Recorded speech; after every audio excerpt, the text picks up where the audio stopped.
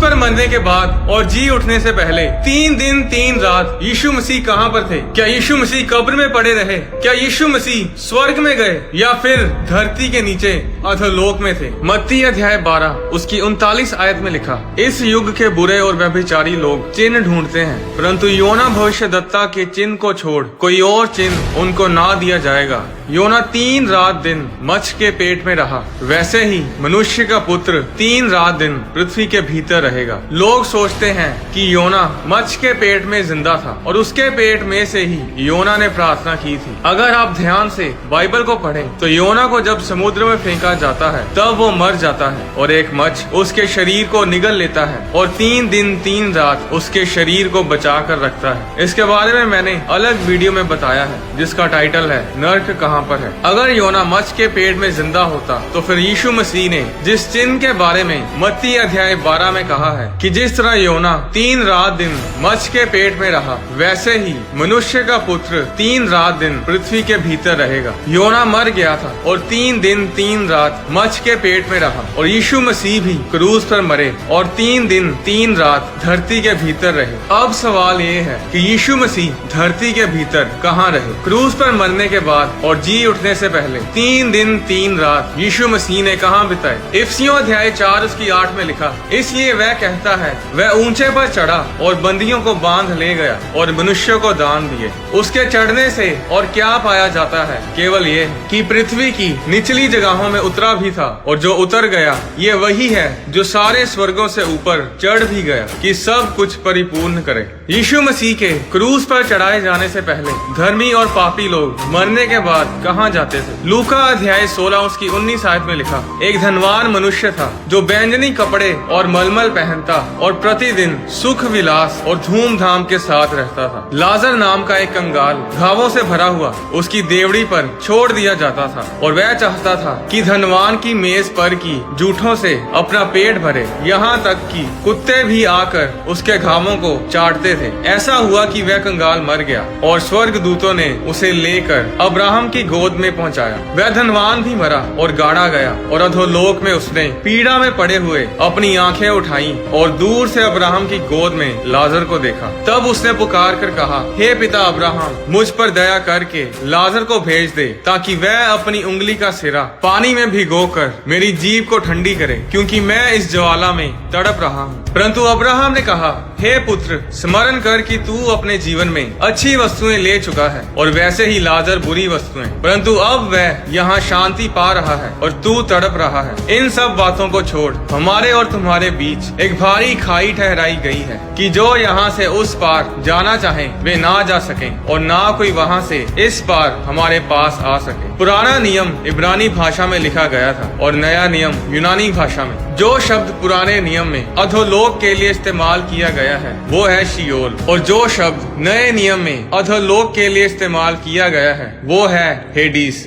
ये दोनों एक ही जगह है जो धरती के नीचे है। बाइबल बताती है कि सब लोग जो मरते हैं वो हेडीज यानी शियोल में जाते हैं। हेडीज में 2 स्थान हैं, एक वो जहाँ पर अविश्वासी पापी लोग जाते हैं और दूसरी वो जगह है जहाँ पर धर्मी लोग विश्वासी लोग जाते हैं। और इस जगह को बाइबल में पैराडाइज और अब्राहम की गोद भी बोला गया है। ये पैराडाइज वही जगह है जहाँ पर लाजर मरने के बाद गया था, जिसे उस धनवान मनुष्य ने अब्राहम की गोद में बैठा देखा था। ये वही जगह थी जहाँ पर मूसा, अब्राहम, इसहाक, याकूब, दाऊद, ये सब लोग जो यीशु मसीह के क्रूस पे चढ़ाए जाने से पहले परमेश्वर में मरे थे, इन सब की आत्माएं हेडीज के इसी स्थान में मरने के बाद जाती थी। और जो लोग पापी थे, जो अधर्मी थे, जो परमेश्वर की आज्ञाओं को मानते नहीं थे, वे सब हेडीज के उस स्थान में जाते थे जहाँ पर वो धनवान पुरुष था, जहाँ पर आग है, जहाँ कोई सुख नहीं, सिर्फ दुख ही दुख है। कुछ लोग सोचते हैं कि धनवान पुरुष और लाजर की कहानी जो यीशु मसीह ने बताई ये सिर्फ एक दृष्टांत है। ये असल में नहीं है, ये सिर्फ उदाहरण के लिए यीशु मसीह ने लोगों को बताई।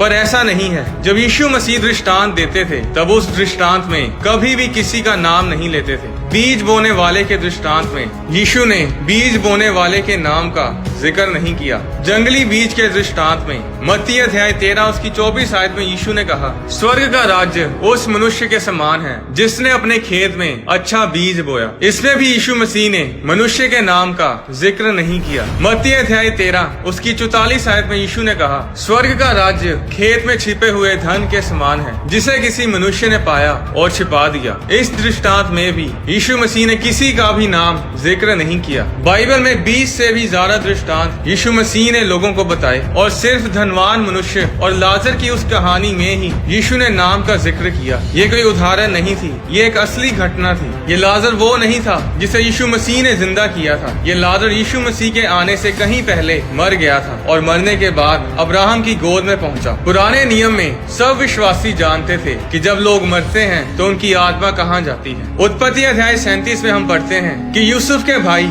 यूसुफ को बेच देते हैं और षड्यंत्र रचकर ये साबित करते हैं कि यूसुफ को किसी जानवर ने फाड़ खाया है। उत्पत्ति 37 उसकी 34 आयत में लिखा, तब याकूब ने अपने वस्त्र फाड़े और कमर में टाट लपेटा और अपने पुत्र के लिए बहुत दिनों तक विलाप करता रहा। उसके सब बेटे बेटियों ने उसको शांति देने का प्रयत्न किया पर उसको शांति ना मिली और वह यही कहता रहा, मैं तो विलाप करता हुआ अपने पुत्र के पास अधोलोक में उतर जाऊंगा। याकूब ये सोच के बैठा था कि उसका पुत्र यूसुफ मर गया है। याकूब जानता था कि मरने के बाद आत्मा शियोल यानी हेडीज में जाती है और हेडीज में दो स्थान हैं, एक पापियों के लिए और दूसरा धर्मियों के लिए। हम सब जानते हैं कि यूसुफ का चरित्र कितना पवित्र था और ये बात उसका पिता भी जानता था। इसलिए उसे मालूम था कि यूसुफ अगर मर गया है तो वो शियोल के उस स्थान में है जिसे पैराडाइज बोलते हैं या फिर जिसे अब्राहम की गोद भी बोलते हैं, जहाँ पर सब धर्मी लोग जाते हैं। और यही वो जगह थी जहाँ पर यीशु मसीह क्रूस पर चढ़ाए जाने के बाद गए थे। पुराने नियम के सब विश्वासी, सब भविष्यद्वक्ता इसी जगह में थे और जब यीशु मसीह क्रूस पर मरते हैं तो वो इस जगह शियोल यानी हेडीज में आते हैं, जहाँ वो सभी भविष्यद्वक्ताओं को मिलते हैं जिन्होंने यीशु मसीह के बारे भविष्यवाणियां की थी। जरा सोच कर देखिए कि जब यीशु मसीह वहाँ पहुँचते हैं तो यीशु मसीह को देखकर यशाया बोला होगा, देखो ये वही है जिसके बारे में मैंने बोला था कि वो कुंवारी से पैदा होगा और उसका नाम इमैनुअल रखा जाएगा। दाऊद उठकर बोला होगा कि ये वही है जिसके बारे में मैंने भजन में कहा कि वो इसके हाथों में छेद करेंगे, इसके पैरों में छेद करेंगे। मूसा बोला होगा, ये वही पीतल का सांप था जिसे मैंने खंबे पर लटकाया था। अब्राहम बोला होगा, हाँ मुझे याद है जब मैं इसहाक को कुर्बान करने के लिए मोराया पहाड़ पर था तब परमेश्वर ने यही मेमना मुहैया करवाया था। और वहाँ पर एक और आदमी था जो कब से बोलने की कोशिश कर रहा था कि मुझे भी बोलने दो, मुझे भी कुछ कहना है, पर उसकी बारी नहीं आ रही थी। आखिरकार यीशु मसीह बोलते हैं और जो कुछ उन्होंने धरती पर किया वो सब प्रचार करते हैं और जो होने वाला है उसके बारे में बताते हैं। और फिर यीशु मसीह कहते हैं कि चलो अब इस लड़के को बोलने दो जो कब से बोलना चाह रहा है। और वो लड़का लंबी सांस लेता है और बोलता है, मैं वो चोर था जो यीशु मसीह के साथ लटकाया गया था। मेरे पास कोई उम्मीद नहीं थी, मैं शियोल की दूसरी जगह में जाने वाला था। मैंने यीशु के बारे में सुना था कि कैसे वो रोगियों को चंगा करता है, लोगों को आशीषित करता है। मैंने ये भी सुना कि ये पाप क्षमा भी करता है। और जब उन्होंने इसे मेरे साथ क्रूस पर लटकाया तो मैंने उस आखिरी घड़ी में मरते समय प्रार्थना की कि प्रभु मुझे अपने राज्य में याद करना। और जब मैंने अपने पापों से तौबा की तो यीशु ने मुझे बचाया और आज मैं धर्मी लोगों के साथ पैराडाइज में हूँ। यीशु मसीह ने 3 दिन 3 रात धरती के नीचे शियोल यानी हेडीज में प्रचार किया और तीसरे दिन अचानक शियोल के दरवाजों में गड़गड़ाहट की आवाज सुनाई दी और यीशु मसीह मुर्दों में से जी उठते हैं। प्रकाशित वाक्य अध्याय 20 उसकी 14 आयत में लिखा, मृत्यु और अधोलोक आग की झील में डाले गए।